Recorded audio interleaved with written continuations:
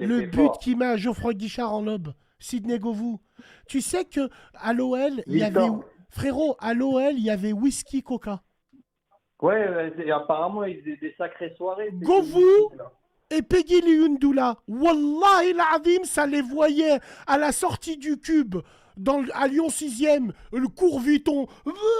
Ils étaient en train de vomir devant la boîte. Whisky Coca. Écoute bien, Govou, Liundoula, c'était les capitaines de soirée.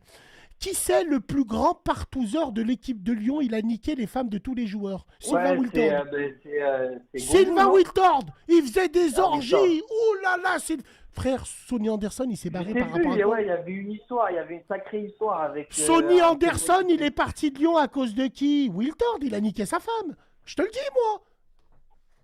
Ah oui, je te le dis. Malouda et Wiltord, les îles. Ouh. Ah C'est ouais. les Antilles, hein. Il manquait plus que Jocelyn Angloma, qui lui carrément a fait des films de cul.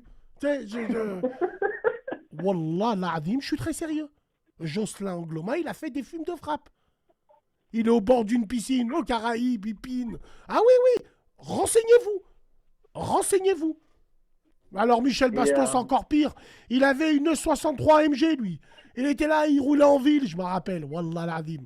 Ah ouais, c'était une sacrée équipe. Maintenant, c'est fini, on n'a plus ça, frère. et pour toi, je suis tombé sur Ah, quelques lives attends, là. excuse-moi, petite parenthèse. Frère, tu me parles de Jean-François Larios. Jean-François Larios. Vous connaissez Jean-François Larios? Il est mort. C'était un ancien milieu de terrain, un numéro 6. Il était tellement beau que même la femme à Platini, elle a craqué, il l'a piné. Donc ils l'ont boycott pour la Coupe du Monde 1982. Ils l'ont boycott à Saint-Étienne. Et Jean-François Larios, il jouait à l'Atlético de Madrid. Élu meilleur joueur de l'année 1980 en Europe, c'était un mec un peu comme Georges Best. Georges Best, l'anglais, enfin le gallois plutôt, il disait j'ai jamais vu la mer parce qu'il y avait toujours un bar qui était là. Tu vois ce que je veux dire? Il dit, Ouais. Georges Best, il dit j'ai plus d'argent, la moitié je l'ai dépensé avec des femmes et des voitures et le reste j'ai tout dépensé. Voilà quoi. Ça Après, c'était. il y avait un très bon gestionnaire, c'était Gérard Rouillet.